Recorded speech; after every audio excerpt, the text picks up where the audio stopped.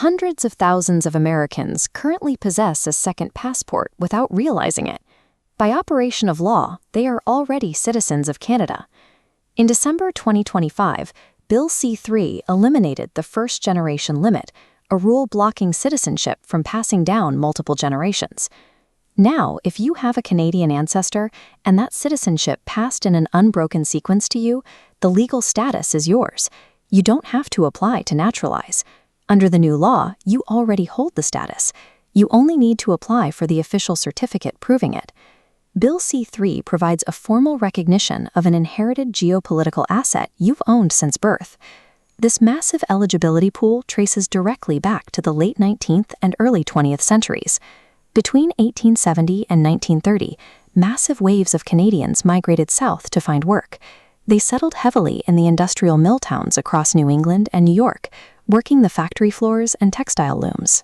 Today, the Canadian government estimates that up to 500,000 descendants of these migrants are living in the United States, newly eligible for citizenship. A single ancestor who crossed the border to work in a 19th century factory creates a direct legal pathway to a 21st century passport. Securing the certificate requires proving an unbroken chain of citizenship. Every single person in your lineage, from your Canadian ancestor down to you, must have legally held the status. The requirements are strictly biological and legal. You do not need to speak French, pass a naturalization test, or even visit Canada. The burden falls entirely on your ability to produce the paper trail. Immigration authorities require original, certified vital records spanning over a century. This means sourcing birth and marriage certificates that track precise birth locations and document every name change across multiple generations without a single missing link. The application fee is only 75 Canadian dollars. The actual cost of entry is performing the meticulous genealogical forensics required to build your case. That paper trail often reveals the single legal action that destroys eligibility, an ancestor naturalizing to another country before their child was born. If a Canadian grandfather legally became a U.S. citizen before his son was born, he relinquished his ability to pass on his original citizenship. The chain breaks, disqualifying everyone who follows. Even if your chain is intact, the rules change drastically for the next generation. Children born on or after December 15, 2025, face strict new requirements.